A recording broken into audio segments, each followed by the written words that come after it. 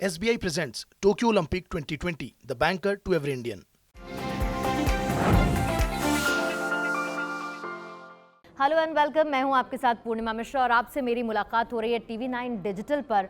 और क्योंकि कल हमने बात की थी भवानी देवी के बारे में और उस वीडियो को आपकी तरफ से बहुत अच्छा रिस्पांस मिला, आप लोगों ने उस बातचीत को बहुत ज़्यादा पसंद किया, इसीलिए मैंने सोचा कि क्यों ना आज हम टोक्यो ओलंपिक के ही टॉपिक को कंटिन्यू रखें और क्यों ना एक ऐसी शख्सियत के बारे में बात करें जो आज जिनके लिए बधाइयों का तांता लगा हुआ है, लोग उन्हें शुभकामनाएं दे रहे हैं, लोग उन्हें प्रेज़ कर रहे हैं, लेकिन उसके पीछे की कहानी आखिर उनकी है क्या।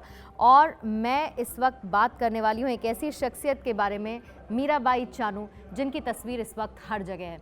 और क्योंकि तस्वीर से याद आया, थोड़ी देर पहले ही मैं अपना इंस्टाग्राम स्क्रॉल कर रही थी तो मैंने देखा कि मीराबाई चानू ने अपने इंस्टाग्राम हैंडल से पिज़्ज़ा खाते हुए एक पिक्चर शेयर की है।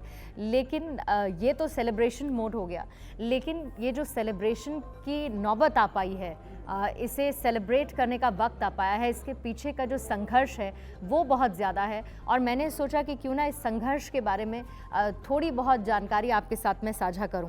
मीराबाई चानू के बारे में आपको एक बात बताऊं, जब उन्होंने कई मेडल्स पहले जीते, कॉमनवेल्थ गेम्स में जीते, उसके अलावा भी उन्होंने कुछ मेडल्स जीते हैं, लेकिन जब रियो ओलंपिक्स हुआ था उस दौरान वो वेट लिफ्टिंग कर ही नहीं पाई थी और इस वजह से वो डिस्क्वालीफाई हो गई थी। लेकिन जैसा कि अमूमन हर घर में होता है, क्योंकि मीराबाई चानू का जो परिवार है, जाहिर बात है बहुत ही स्ट्रगलिंग उनकी लाइफ रही है, उनका जीवन रहा है संघर्षों भरा, और इसीलिए बहुत चीज़ आसानी से उनको कभी मिल नहीं पाई।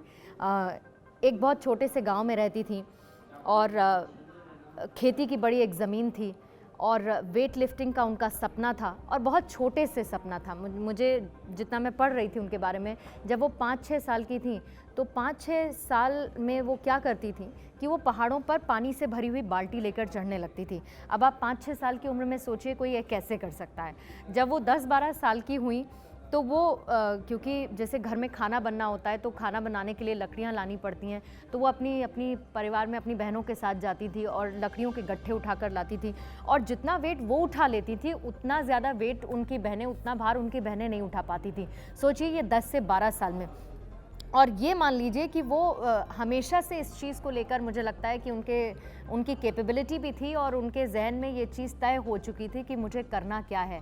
लेकिन जैसा कि मैंने बताया कि हर घर में होता है, और मैंने रियो ओलंपिक का जिक्र किया, रियो ओलंपिक 2016 में जिसका मैंने जिक्र किया, उसमें वो वेट नहीं उठा पाई, जिसके बाद से मीराबाई चानू को डिस्क्वालीफाई कर दिया गया।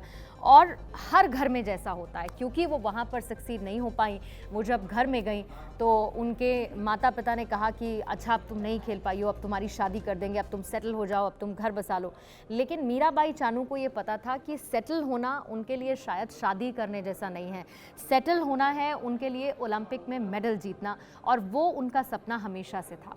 और इसीलिए ओलंपिक में मेडल जीतने के लिए बहुत ही हार्डकोर ट्रेनिंग मीराबाई चानू ने की। बताते हैं कि इम्फाल से भी काफ़ी दूर वो जाती थी ट्रेनिंग करने के लिए, 40 किलोमीटर दूर का सफ़र वो तय करती थी। और किसी भी बहुत छोटी फैमिली के लिए मुश्किल होता है अपनी बेटी को भेजना। शुरू में पिताजी भी नहीं माने, लेकिन बहुत मुश्किल से उनको भी कन्विंस किया गया, उनकी माँ मानी। और ये एक बहुत बड़ा सपोर्ट होता है, जब आपके माँ बाप आपको सपोर्ट करते हैं तो जो सपना आप देखते हैं उस सपने को पूरा कर पाते हैं। और मीराबाई चानू ने उस सपने को उसी तरह से पूरा किया। अब क्योंकि वो वेट लिफ्टिंग करती हैं तो जो वेट लिफ्टर्स होते हैं उनकी एक स्पेशल यूनिक डाइट भी होती है, और जिस परिवार को बिलोंग करती हैं बहुत ज़्यादा उनके लिए आसान नहीं था उस तरह की डाइट को अफोर्ड कर पाना। तो एक बड़ी खेती की ज़मीन थी, तो उनके पिताजी जो थे वो दूसरों के खेतों में भी जाकर खेती करते थे, कुछ पैसे वहाँ से ताकि कमा लें। और फिर एक स्टॉल खोल ली चाय नाश्ते की गांव में, जिससे कुछ पैसे आने लगे, जिससे कुछ कमाई होने लगी। जिसके बाद मीराबाई चानू को वो स्पेशल डाइट उनके परिवार वाले देते थे। और उसके बाद जो इतिहास मीराबाई चानू ने रचा, आज तो हम सिल्वर मेडल की बात कर रहे हैं, लेकिन सिल्वर मेडल के अलावा अगर मैं उनकी उपलब्धियों की बात करूँ तो 2017 में जो वर्ल्ड वेट लिफ्टिंग चैम्पियनशिप हुई थी उसमें 49 किलो वेट की कैटेगरी में उन्होंने गोल्ड जीता। फिर 2018 में कॉमनवेल्थ गेम्स हुए, उसमें उन्होंने 49 किलो वेट कैटेगरी में गोल्ड जीता। और उसके बाद अब 2021 का जिक्र हर कोई कर रहा है, जिसमें मीराबाई चानू ने अचीव किया, सिल्वर मेडल जीता। और इसके साथ ही एशियन वेटलिफ्टिंग चैंपियनशिप में क्लीन एंड जर्क में वो विश्व रिकॉर्ड भी बना चुकी हैं।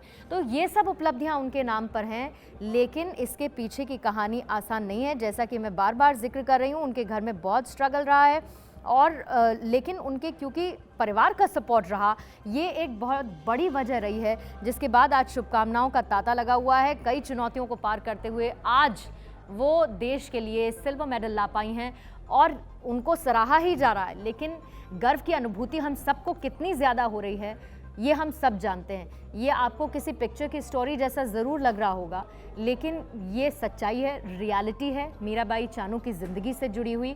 लेकिन ये वो सच्चाई है जिसे देखकर बहुत सारे लोग प्रेरित हो सकते हैं। ऐसी बहुत सारी लड़कियां हैं जो कुछ सपने देखती हैं, जिनको वो पूरा करना चाहती हैं। तो मीराबाई चानू, उनकी मेहनत, उनके संघर्ष और उनके अचीवमेंट्स को देखकर वो प्रेरित हो सकती हैं और एक चीज़ का याद रख सकती हैं कि अपने सपनों को कभी भूलना नहीं चाहिए। भले ही वक्त लगे, थोड़ा सा इंतज़ार करें, लेकिन मीराबाई चानू आप भी बन सकती हैं।